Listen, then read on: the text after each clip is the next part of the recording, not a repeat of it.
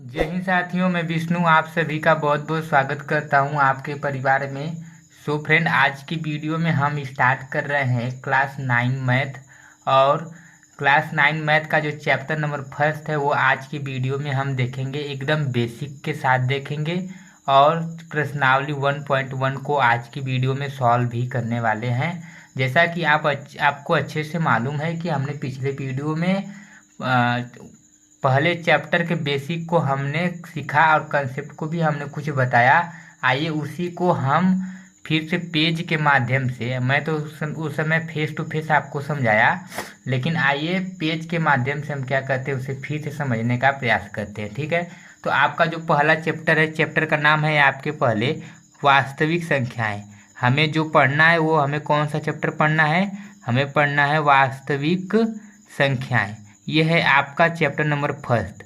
और इसके बारे में हमें जानकारी भी लेनी है, इस पर बेसिक भी सीखना है, और बेसिक के साथ साथ हमें कुछ क्वेश्चन भी हम करेंगे जो प्रश्नावली 1.1 के। ठीक है, कोई दिक्कत नहीं।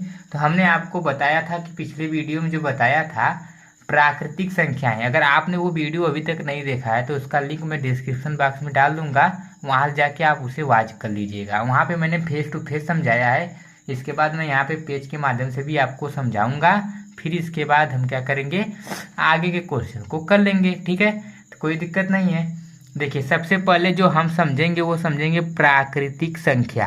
तो मैंने आपको बताया था कि जिन संख्याओं का प्रयोग हम गिनने में करते हैं उसे हम प्राकृतिक संख्या कहते हैं। जैसे मैं आपको अगर फिर से समझाऊं तो अब मैंने बोला क्या कि जिन संख्याओं का प्रयोग हम गिनने में करते हैं उसे प्राकृतिक संख्या कहते हैं। या इसे हम ये भी बोल सकते हैं कि वस्तुओं को गिनने के लिए हम जिन संख्याओं का प्रयोग करते हैं उसे वास्तविक संख्या कहते हैं। जैसे यहाँ पे मान लीजिए जीरो, मान लीजिए ये कुछ गोली हैं। अगर मैं गोली के माध्यम से आपको समझाऊं तो ये गोली मान लीजिए है, और इन गोलियों को गिनना, अगर कोई आपसे बोले कि हमें ये गोली जो है इसे गिन के बताओ कितना गोली है, तो आप क्या करोगे?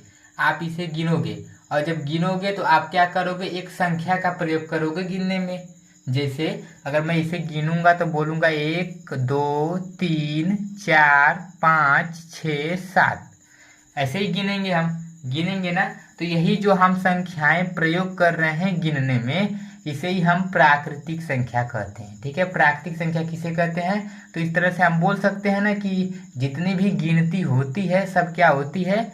सभी गिनती हमारी प्राकृतिक संख्या होती है। ठीक है, अब रही बात यहाँ पे कि अगर मैं आपसे पूछना चाहूँ कि 501 क्या प्राकृतिक संख्या है, तो बोलोगे आपकी नहीं, प्राकृतिक संख्या है। ठीक है, प्राकृतिक संख्या है। ये नहीं कि नहीं, मैंने बोला कि गिनती की संख्याएं प्राकृतिक संख्या होती है तो आप समझिएगा कि नहीं 100 तक संख्याएं जो है वो उतना ही गिनती होती है। तो ठीक है, तो संख्याएं अनंत तक हो जाएंगी। यहाँ पे एक एक डाउट आपका ये होगा, अगर मैं आपको यही गोलियां बोलूंगा गिनने के लिए तो आप जब भी काउंट करोगे तो इसे एक से ही काउंट करना स्टार्ट करोगे।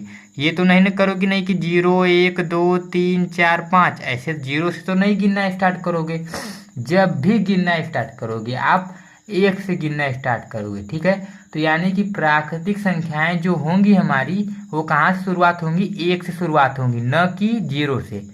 अगर आप किसी वस्तु को गिनते हैं तो क्या करते हैं? 1 2 3 4, जैसे यहाँ पे मैंने गिना नहीं से, अगर कोई आपसे पूछेगा तो आप क्या करोगे? इसे गिनोगे ही ना, 1 2 3 4 5 6, ऐसे ही गिनोगे। ऐसे तो नहीं गिनोगे कि नहीं 0 1 2, ये वाली तो नहीं करोगे ना। तो जब भी गिनोगे तो आप एक से स्टार्ट करोगे। तो प्राकृतिक संख्या आपकी एक से लेके अनंत तक चली जाएंगी। ठीक है, तो प्राकृतिक संख्या समझ में आया। आइए प्राकृतिक संख्या का डिफिनीशन हम भी लिख लेते हैं। ठीक है, तो प्राकृतिक संख्या का अगर हम डिफिनीशन बनाना चाहें तो क्या बनाएंगे? बनाएंगे कि वे संख्याएं, देखिए मैं खुद उसे राइट कर रहा हूँ डिफिनीशन को ना, तो वे संख्याएं जिनका प्रयोग हम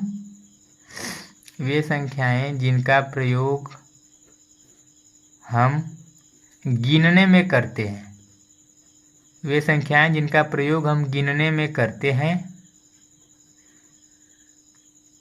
या गिनती की संख्याओं को, या गिनती की संख्याओं को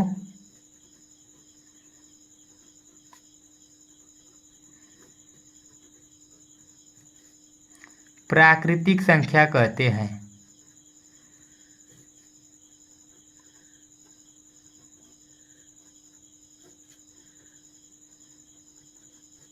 ठीक है, तो ये मैंने आपको समझाया।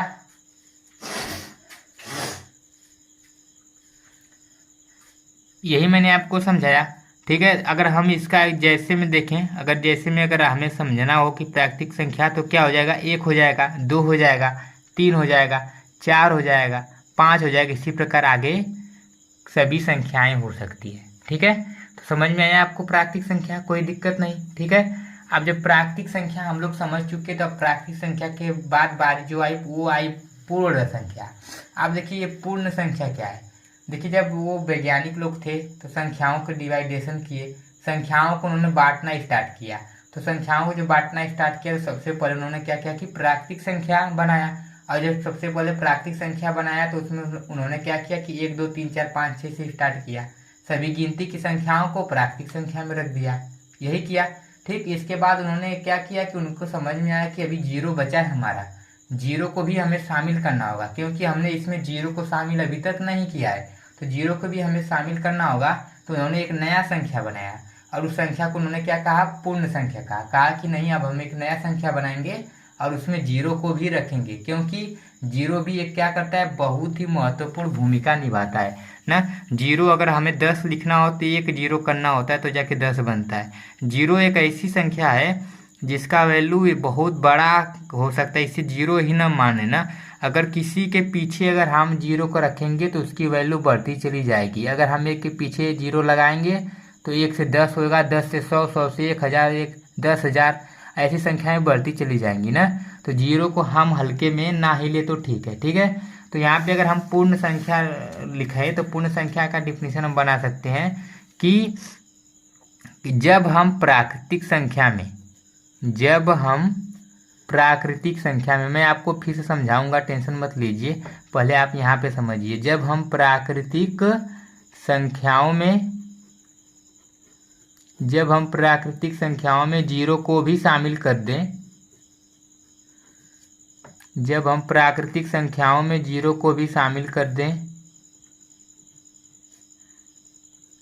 तो इन संख्याओं के समूह को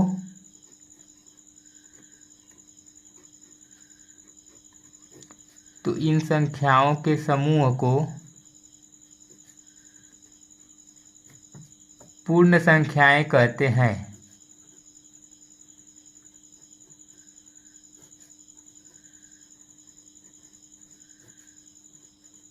ठीक है, मैंने क्या लिखा, मैंने लिखा कि जब हम प्राकृतिक संख्याओं में जीरो को भी शामिल कर दें तो इन संख्याओं के समूह को पूर्ण संख्याएं कहते हैं। देखिए आप यहाँ पे समझिए, मैंने आपको बोला ना कि जो प्राकृतिक संख्या होगी, तो प्राकृतिक संख्या मैंने आपको क्या बताया, 1 2 3 4 5 ऐसे ही आगे चला जाएगा ना।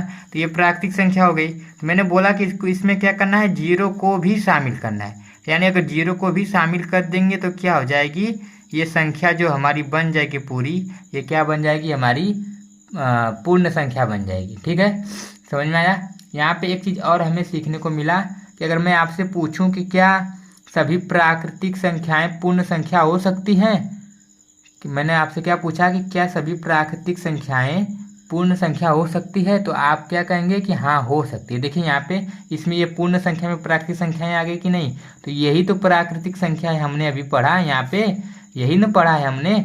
तो क्या है कि सभी प्राकृतिक संख्याएं पूर्ण संख्या हो सकती है। ये आपके एक नंबर में पूछा गया क्वेश्चन है और पूछा भी जा सकता है। ठीक है, तो यहाँ पे क्या होगा, अगर इसका हम लिखें जैसे में, तो क्या लिख सकते हैं, जैसे में जीरो को भी शामिल कर दिए और किस में करना था, प्राकृतिक संख्या में, तो ये हो गया हमारा प्राकृतिक संख्या है। ठीक है, तो इस प्रकार से हमारा पूर्ण संख्या हो जाएगा। ठीक है, कोई दिक्कत नहीं है ना, यहाँ तक कोई दिक्कत नहीं है शायद। ठीक, अब देखिए आगे एक टॉपिक, आगे के जो टॉपिक में हमने पढ़ा था वो पढ़ा था पूर्णांक। अब ये पूर्णांक क्या है, पूर्णांक में देखिए आप फिर वही कहानी वैज्ञानिक वाले पे भी चल जाते हैं, खोजकर्ता वाले ना। तो हुआ क्या कि जब उन्होंने प्राकृतिक संख्या की खोज कर दी, फिर उसके बाद उन्होंने क्या किया, पूर्ण संख्या की खोज कर दी, उसमें जीरो को शामिल कर दिया। तो अब उनके दिमाग में आया कि हमने प्राकृतिक संख्या में प्लस वाली संख्याओं को शामिल कर दिया, पूर्ण संख्या में जीरो को भी शामिल कर दिया, अब बचा हमारा माइनस वाली संख्या। अब इसको क्या करें, माइनस वाली संख्याओं को तो किसी में रखना होगा, उन्हें भी तो बांटना होगा। तो उन्होंने क्या किया कि एक नया टॉपिक बनाया जिससे उन्होंने क्या किया, उन्हें पूर्णांक का नाम दिया। ठीक है, उन्होंने क्या कहा, पूर्णांक, कि अब हम एक नया संख्या बनाएंगे जिसे हम पूर्णांक कहेंगे। तो पूर्णांक में उन्होंने क्या किया ना, कि पूर्णांक में जब उन्होंने पूर्णांक बनाया तो उसमें क्या किया कि उसमें उन्होंने जीरो को भी शामिल कर दिया और क्या किया, प्लस वाली संख्याओं को यानी प्राकृतिक संख्याओं को भी शामिल कर दिया। ठीक, अब यहाँ पे ये मत आप डाउट में मत रहिएगा कि यहाँ पे प्लस कैसे आ गया। तो जो ये संख्याएं होती हैं 1 2 3 4 ये प्लस में ही होती हैं। ठीक, और क्या किया, इसके साथ इन्होंने माइनस वाली संख्याओं को भी इसमें शामिल कर दिया और ये जो पूरी संख्या बन के तैयार हुई, इस पूरी संख्या को उन्होंने क्या कहा, पूर्णांक का नाम दे दिया। ठीक है, ठीक है। तो पूर्णांक का हम परिभाषा क्या बनाएंगे, पूर्णांक का परिभाषा हम बनाएंगे, पूर्णांक का परिभाषा क्या बनाएंगे हम बताइए। पूर्णांक का परिभाषा हम बना सकते हैं जब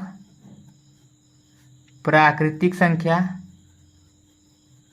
जब प्राकृतिक संख्या पूर्ण संख्या, जब प्राकृतिक संख्या पूर्ण संख्या के साथ साथ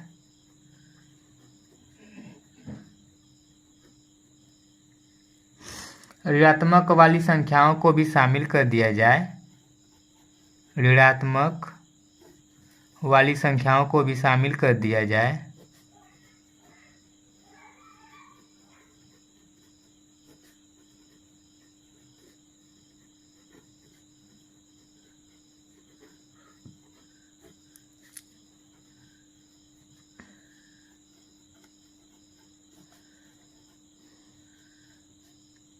तो इन संख्याओं के समूह को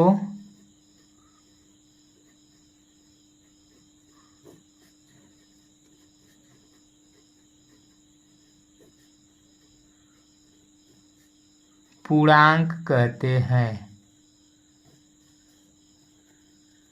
ठीक है, ये हो गया हमारा पूर्णांक का परिभाषा। अगर हम जैसे में करें तो जैसे में क्या कर सकते हैं, 0 फिर +1 +2 +3 आगे तक चला जाएगा और जब माइनस वाले को इसमें शामिल करना था तो -1 -2 -3 -4 इधर भी चला जाएगा। ठीक है, तो ये क्या हो गया हमारा, ये हो गया पूर्णांक। ठीक, पूर्णांक तक कहानी समझ में आई।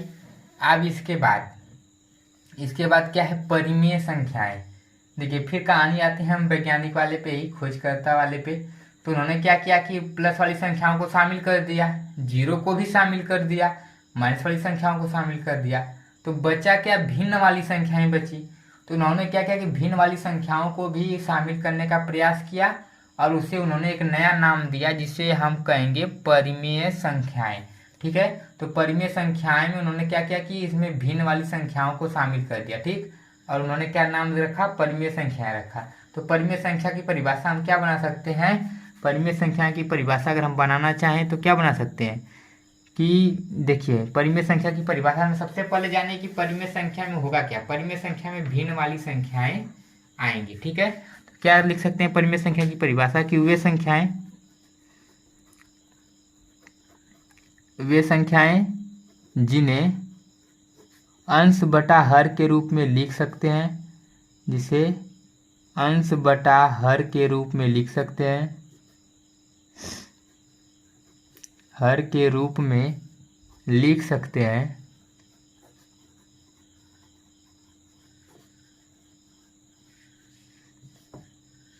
परिमेय संख्याएं कहलाती हैं।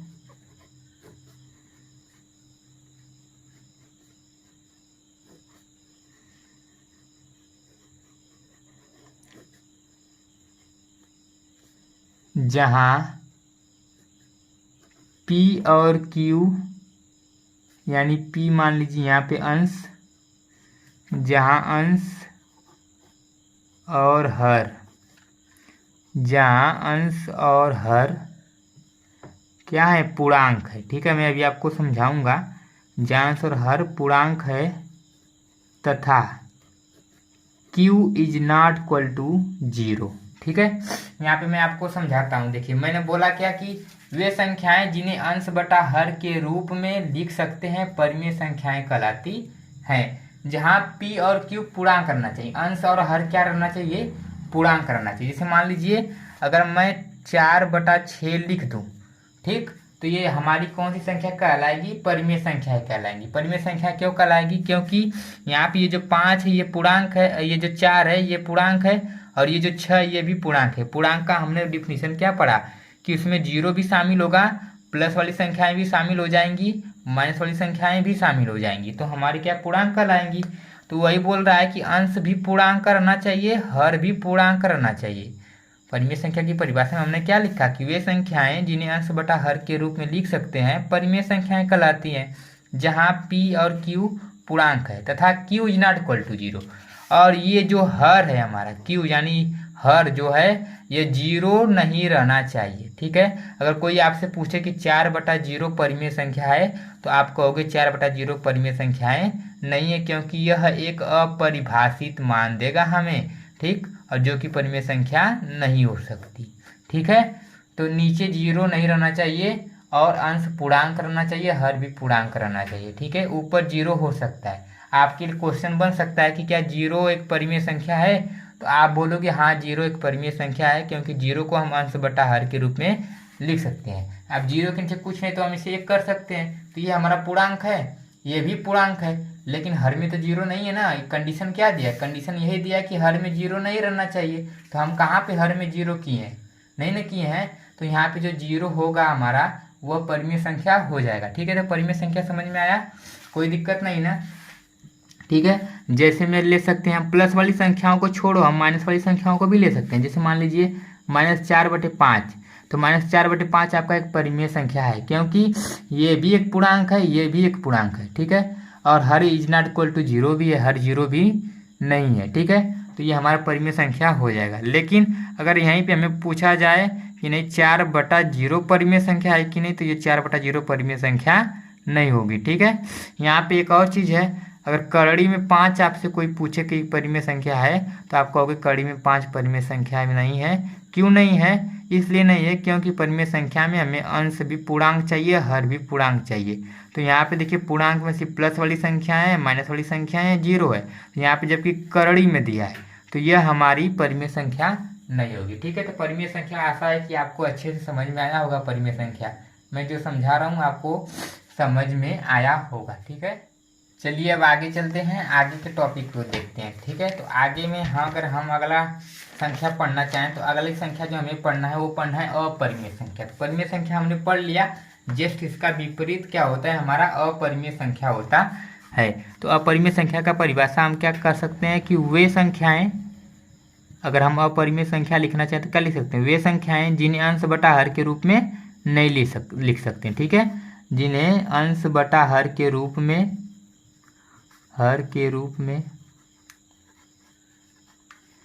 नहीं लिख सकते हैं,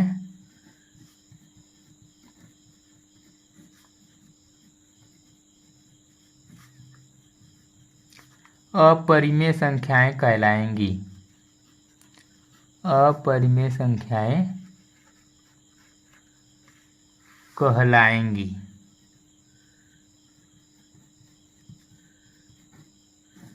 ठीक है, तो अंश बटा हर के रूप में जिसे हम लिख लेते हैं वो परिमेय संख्या कहलाती है, और जिसे अंश बटा हर के रूप में नहीं लिख पाते हैं वह क्या होता है? वह अपरिमेय संख्या कहलाती है। ठीक है, कोई दिक्कत? अगर जैसे में लिखें तो जैसे में हम लिख सकते हैं करड़ी में 2, इसे अंश बटा हर में नहीं लिख सकते, करड़ी में 3, करड़ी में 5, करड़ी में 7, ऐसे बहुत सी हो सकती हैं। ठीक है, कोई दिक्कत नहीं है ना।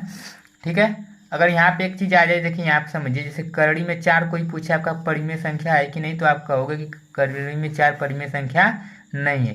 कि यहाँ पे करड़ी देख के मत समझिएगा, अब जब ये 4 है तो बाहर निकल के तो 2 आ जाएगा ना, तो बाहर 2 आया तो ये तो पूर्णांक बन गया ना, तो ये हमारी परिमेय संख्या हो जाएगी। 2/1 कर देंगे तो किसी भी संख्या, अगर कोई आपको संख्या दिया है और आपको उसे परिमेय संख्या बनाना हो, कोई बोले कि नहीं हमको ये यहाँ पे देखिए, जैसे मैं आपको बोलूँ कि जैसे बोलो 4 3 2 1 को परिमेय संख्या बना के दिखाओ, तो क्या करना, आप इसके नीचे 1 लिख देना। ठीक है, ये सब आप पिछली कक्षाओं में कक्षा 8वीं 7वीं में पढ़ चुके हो। ठीक है, कोई दिक्कत नहीं है ना। चलिए ठीक है, अपरिमेय संख्या क्लियर ना। ठीक है, आगे चलें। आगे देखिए,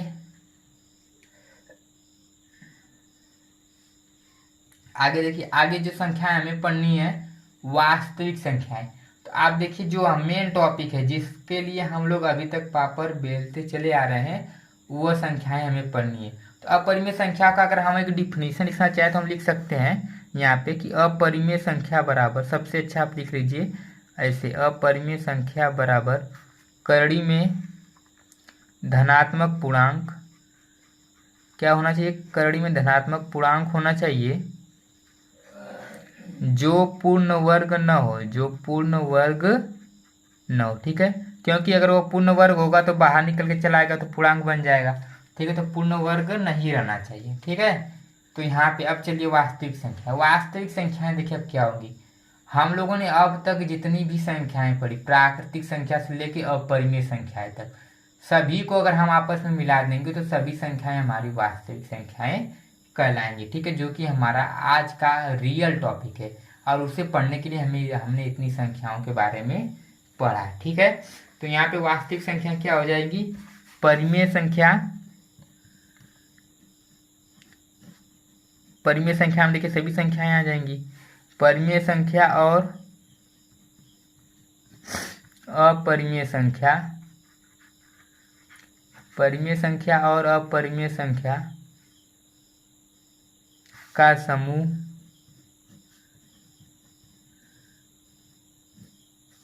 वास्तविक संख्या कहलाती। ठीक है, कोई दिक्कत नहीं। अपरिमेय संख्या में ये सब आ गई हमारी, और परिमेय संख्या में हमारी प्राकृतिक संख्या, पूर्णांक, पूर्ण संख्या सब आ जाएंगे। ठीक है,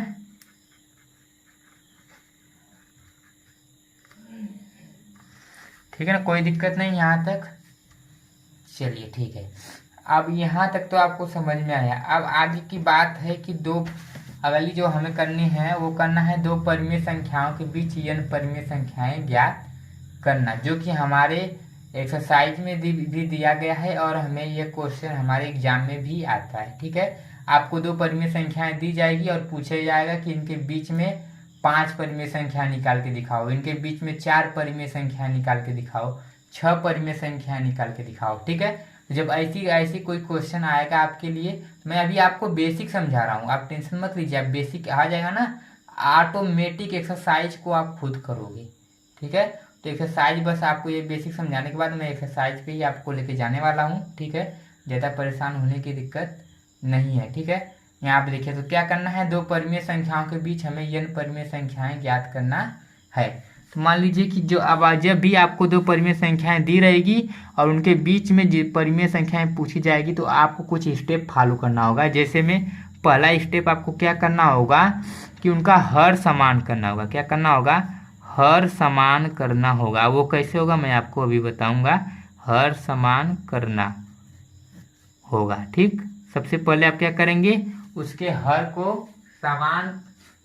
को सबसे पहले आप क्या करेंगे, समान करेंगे। ठीक है, फिर इसके बाद क्या करेंगे आप, दूसरा स्टेप क्या करोगे, ये स्टेप है आपका, कौन कौन सा स्टेप आप करने वाले हैं। ठीक है, तो दूसरा स्टेप क्या करेंगे कि जितनी परिमेय संख्याएं दी रहेंगी, जितनी परिमेय संख्याएं, अभी आपको इस पे जो मैं क्वेश्चन कराऊंगा तो आपकी ये पूरा डाउट क्लियर होगा। अभी बस 5 मिनट बने रहिए, 5 मिनट के बाद आप ऑटोमेटिक समझ जाओगे कि मैं क्या करवाना चाहता हूँ। ठीक है, तो हो जाएगा जितनी परिमेय संख्याएं ज्ञात करनी होती है, परिमेय संख्याएं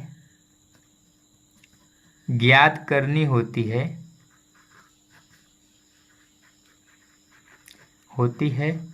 उसमें एक जोड़ते हैं। ठीक है, उसमें हम क्या करेंगे, एक जोड़ देंगे। ठीक है, और एक लास्ट स्टेप करना है, तीसरा स्टेप में हमें क्या करना है, तीसरा स्टेप में हमें करना है n+1, यानी जो एक जोड़ देंगे हम, जो संख्याएं पूछी रहेगी, ठीक, की गुणा, n+1 की गुणा दोनों संख्या के अंश में, दोनों संख्या के अंश व हर में करते हैं। ठीक है, तो यही 3 स्टेप हम फॉलो करेंगे और हमारी दो परिमेय संख्याओं के बीच में जितना भी परिमेय संख्याएं दी रहेगी सब हमारी ज्ञात हो जाएंगी। ठीक है, आइए क्वेश्चन को करते हैं। देखिए जैसे ये क्वेश्चन है आपका, क्वेश्चन क्या है कि 1 व 2 के बीच 5 परिमेय संख्याएं ज्ञात कीजिए। ठीक है, तो मैंने पहला स्टेप आपको क्या बताया कि जितनी भी परिमेय संख्याएं दी रहेंगी क्या करना है, उनका हर क्या करना है, हमें उनका हर बरोबर करना है। यानी यहाँ पे एक और किसके बीच में करना है, दो के बीच में करना है। ठीक है, सबसे पहले इनका हर बनाओ, तो हर एक बना दो, इसको भी एक बना दो। ठीक, कोई दिक्कत नहीं, क्योंकि हमें परिमेय संख्या निकालना है और परिमेय संख्या के लिए हमें अंश बटा हर में लिखना होगा। तो यहाँ पे हर नहीं दिया था तो हमने क्या किया, एक एक करके हर बना लिया। ठीक है, कोई दिक्कत नहीं ना। ठीक है, समझ में आया। अब क्या करेंगे, इनके बीच में हमें क्या करना है, 5 परिमेय संख्या निकालना है। इनके बीच में कितना निकालना है, 5 परिमेय संख्या निकालना है। और मैंने आपको यहाँ पे देखिए बताया कि आप करेंगे क्या, पहले हर्ष को समान करेंगे, फिर जितनी परिमेय संख्याएं पूछेगी उसमें हम क्या करेंगे, एक जोड़ देंगे। ठीक है, तो यहाँ पे हम क्या करेंगे, यहाँ पे हम अब एक जोड़ेंगे। यहाँ पे कितनी संख्याएं पूछी है, 5 पूछी है। 5 में जब हम एक जोड़ेंगे तो कितना हो जाएगा, 6 हो जाएगा। यानी हमें 6 का क्या करना है। इसके बाद देखिए तीसरा स्टेप में क्या किया है कि n+1 की गुणा दोनों संख्या के अंश व हर में करते हैं। यही मैंने आपको बताया। तो स्टेप नंबर फर्स्ट में क्या किया, एक ये कर दिया। और स्टेप नंबर सेकेंड में क्या करना था हमें, इसमें करना था हमें कि जितनी संख्या दी रहेंगी उसमें एक हम जोड़ देंगे। ठीक है, अब ये जो आया हमारा n+1, इसमें क्योंकि हमने एक संख्या इसमें ऐड किया तो इसका क्या करेंगे, गुणा इसके अंश और हर में कर देंगे। यानी इसमें कर देंगे, यहाँ पे 6 है ना, तो यहाँ पे 6, यहाँ पे भी 6 का कर देंगे, इसमें भी 6 का कर देंगे, इसमें भी 6 का कर देंगे। तो यहाँ पे आ जाएगा 6/6 हो जाएगा। और यहाँ पे क्या हो जाएगा, 6 दूनी 12, 12/6। अब यहाँ पे हमने क्यों किया, क्योंकि हमें इनके बीच की परिमेय संख्याएं निकालनी है।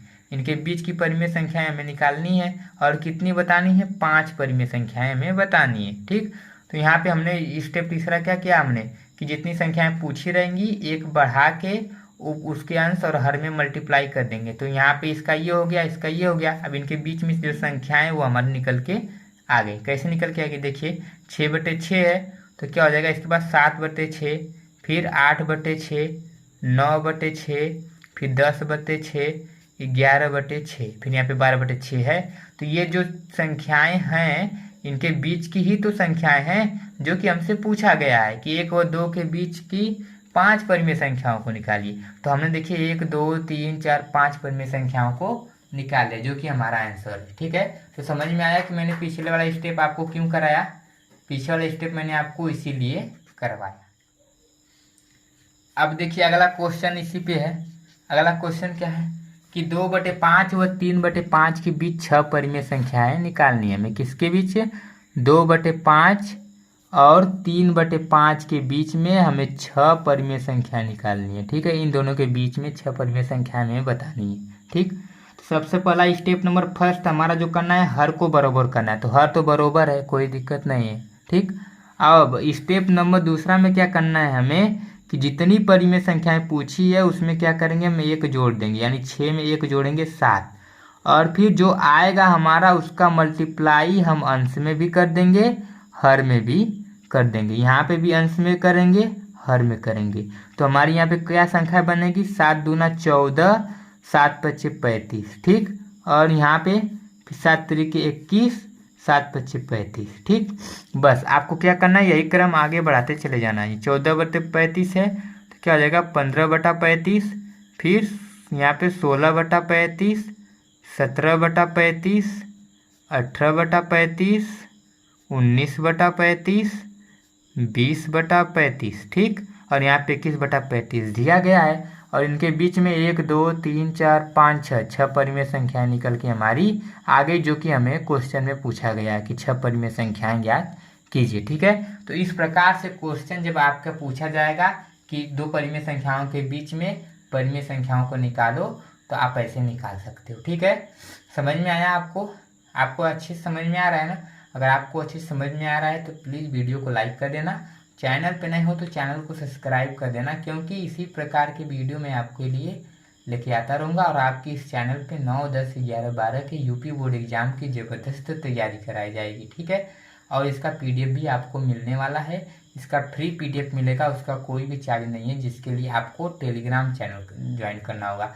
टेलीग्राम चैनल के लिए आपको जाके टेलीग्राम में आपको सक्सेसफुल सर्च करना होगा। वहाँ पे जाके अब मेरे चैनल का लोगो शो हो जाएगा, वहाँ पे जाके आप उसमें ज्वाइन हो सकते हैं, ठीक है। और इसका फ्री ऑफ कॉस्ट है, कोई दिक्कत नहीं है, उसका लिंक भी आपको डिस्क्रिप्शन बॉक्स में मिल जाएगा, ठीक है। आइए अब हम एक्सरसाइज को सॉल्व करते हैं। एक्सरसाइज प्रश्नावली 1.1, ठीक है। तो प्रश्नावली 1.1 का देखिए क्या कर रहा है। प्रश्नावली 1.1 का जो पहला क्वेश्चन है वह है, क्या शून्य एक परिमेय संख्या है? क्या इसे आप p/q के रूप में लिख सकते हैं, जहाँ p और q पूर्णांक है और q is not equal to 0। देखिए क्वेश्चन पूछा है आपसे कि क्या शून्य एक परिमेय संख्या है, तो इसका जो आंसर है, इसका हम जो आंसर देंगे वो क्या देंगे कि हाँ शून्य एक परिमेय संख्या है। हाँ शून्य एक परिमेय संख्या है। ये मैंने आपको बता दिया कैसे है, एक बार मैं फिर से आपको समझा देता हूँ कि शून्य आपका परिमेय संख्या कैसे है। शून्य आपका परिमेय संख्या ऐसे है क्योंकि हम शून्य को के नीचे एक करके इसे परिमेय संख्या बना सकते हैं। और परिमेय संख्या का कंडीशन क्या है कि ऊपर वाला पूर्णांक रहना चाहिए, नीचे वाला पूर्णांक रहना चाहिए और हर जीरो नहीं रहना चाहिए। तो हर जीरो तो नहीं है ना, ये भी पूर्णांक है, ये भी पूर्णांक है, लेकिन हर जीरो नहीं है, तो हमारा शून्य परिमेय संख्या हो जाएगा। तो वही हमने लिखा, हाँ शून्य एक परिमेय संख्या है। क्या इसे आप p/q के रूप में लिख सकते हैं? तो लिखेंगे हाँ हम इसे p/q के रूप में लिख सकते हैं, ठीक है। तो ये क्या हो जाएगा, ये इसका आंसर हो जाएगा, ठीक है, कोई दिक्कत नहीं ना। चलिए अगला क्वेश्चन देखिए, जो प्रश्नावली 1.1 का दूसरा क्वेश्चन है। दूसरा क्वेश्चन क्या है, 3 व 4 के बीच 6 परिमेय संख्याएं लिखिए। तो मुझे आशा है कि यह संख्याएं आप निकाल लोगे, ठीक है। तो आप इसे निकालिए। आइए हम और आप साथ में मिलके ही निकालते हैं, ठीक है। इसके बाद आप खुद से ट्राई कर लीजिएगा। ये तो मैं निकालना आपको सिखाई दिया हूँ। सबसे पहले हम करेंगे क्या, इसके हर को बरोबर करेंगे। तो एक एक कर देंगे जब हर नहीं है तो, यानी हमें 3/1 और 4/1 के बीच में 6 परिमेय संख्याएं बताना है, ठीक है। अब 6 परिमेय संख्याएं जब हमें बताना है तो क्या करेंगे हम, सबसे पहले हम जितनी परिमेय संख्या दी है उसमें एक जोड़ के इसका गुणा इसके अंश में, इसके हर में, और इसके अंश में और इसके हर में कर देंगे। यही मैंने आपको बताया। फिर करेंगे क्या कि 7 त्रिक 21, 7 एकम 7, ये आ जाएगा यहाँ पे, और यहाँ पे क्या हो जाएगा 7 चौक 28, 7 एकम 7, ठीक। और इनके बीच में हमें कितना 6 परिमेय संख्या निकालनी, यानी 21 है। तो यहाँ पे क्या हो जाएगा 22/7, फिर यहाँ पे हो जाएगा 23/7, फिर यहाँ पे हो जाएगा 24/7, यहाँ पे हो जाएगा 25/7, यहाँ पे हो जाएगा 26/7, यहाँ पे हो जाएगा 27/7, यहाँ पे हो जाएगा 28/7। तो यहाँ पे दिया गया है, ठीक है यहाँ पे। तो ये हो जाएगा हमारा आंसर। ये है हमारी 1 2 3 4 5 6 परिमेय संख्या है, ठीक है। अब यहाँ पे ऑप्शन में आपका जो आंसर रहता है पीछे, उसमें ये आपको नहीं मिल रहा होगा। ये नहीं मिलने का एक कारण ये भी हो सकता है कि देखिए हमें दो संख्याओं के बीच में परिमेय संख्या निकालना है, ठीक। वो 6 पूछा है तो आप कितना भी निकाल सकते हो। यहाँ पे 10 दिया होता तो 10 के हिसाब से निकालते, तो कई ठो हो सकते हैं। तो उतना ज़्यादा संख्याओं में से हमें सिर्फ 6 बताना, तो हमने ये 6 बता दिया, ठीक है।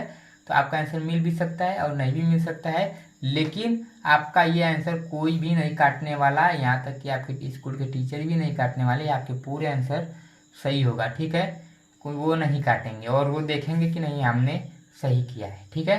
क्योंकि हमें उनके बीच की संख्याएं बतानी है, ठीक है। हमें आंसर मैच नहीं कराना, उनके बीच की संख्या पूछा है, हमने संख्या बता दिया, ठीक है। कोई दिक्कत नहीं होगा, ठीक है ना। यहाँ पे देखिए आप एक चीज़ और कर सकते हैं, ये कट रहा है तो इसे काट भी सकते हैं। 7 एकम 7, 7 त्रिक 21, तो यहाँ इसके स्थान पे 3 हो सकता है। इसी प्रकार जो संख्याएं कटेंगी उसे आप काट सकते हैं, ठीक है, कोई दिक्कत नहीं ना। चलिए अगले क्वेश्चन को देखते हैं। क्वेश्चन नंबर तीसरा क्या है कि 3/5 और 4/5 के बीच 5 परिमेय संख्याएं ज्ञात कीजिए। फिर वही बात, वही काम करना है। 3/5 और 4/5 के बीच में हमें 5 परिमेय संख्या निकालना है। तो 5 में हम एक जोड़ देंगे 6 परिमेय संख्या, यानी 6 का इसमें मल्टीप्लाई और इसमें कर देंगे, यहाँ पे इसमें करेंगे, यहाँ पे इसमें। तो यहाँ पे क्या हो जाएगा 6 त्रिक 18, 6 × 5 = 30, ठीक। और यहाँ पे हो जाएगा 6 चौको 24, 6 पच्चे 30। कोई दिक्कत नहीं ना। अब क्या करेंगे, इनके बीच की संख्याएं हम निकालेंगे। तो यहाँ पे हो जाएगा 18/30 है, तो यहाँ पे 19/30, 20/30, 21/30, 22/30, 23/30। ठीक। और यहाँ पे पूछा है 5 परिमेय संख्याएं पूछा है, तो 1 2 3 4 5 परिमेय संख्याएं हमारी निकल के आ गई। ठीक है, कोई दिक्कत नहीं ना, समझ में आया सब ना। तो वीडियो को लाइक करना मत भूलना, दोस्तों के पास शेयर भी करना जो आपके साथ पढ़ाई कर रहे हैं। ठीक है, तो वीडियो को शेयर, चैनल को सब्सक्राइब और लाइक वीडियो को करना मत भूलना। ठीक है, अब यहाँ पे देखिए, यहाँ पे अगला क्वेश्चन है क्वेश्चन नंबर 4, और ये आखिरी क्वेश्चन है कि नीचे दिए गए कथन सत्य है या असत्य है, कारण के साथ अपने उत्तर दीजिए।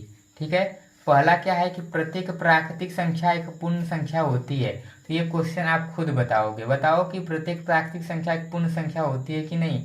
मैंने आपको समझाया अच्छे से ना, तो आपका इसका जवाब आपको मालूम होगा। तो प्रत्येक प्राकृतिक संख्या हमारी एक पूर्ण संख्या होती है। ठीक है, क्योंकि मैंने आपको समझाया कि जो देखिए जो पूर्ण संख्या होती है उसमें क्या होता है, पूर्ण संख्या में हमारा 0 शामिल होता है, 0 के साथ प्राकृतिक संख्या शामिल होती है हमारी, ये सब प्राकृतिक संख्याएं।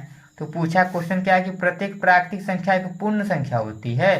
तो ये प्राकृतिक संख्याएं जो है ये पूर्ण संख्या में है कि नहीं, प्रत्येक प्राकृतिक संख्याएं हमारी पूर्ण संख्या होती है। तो ये क्या हो जाएगा, पहला वाला हमारा सत्य हो जाएगा। ठीक है, कोई दिक्कत नहीं ना। दूसरा देखिए, प्रत्येक पूर्णांक एक पूर्ण संख्या होती है। दूसरे का क्वेश्चन क्या है कि प्रत्येक पूर्णांक एक पूर्ण संख्या होती है। तो पूर्णांक में क्या होता है, पूर्णांक में 0 होता है, प्लस वाली संख्याएं होती है हमारी और माइनस वाली संख्याएं होती है।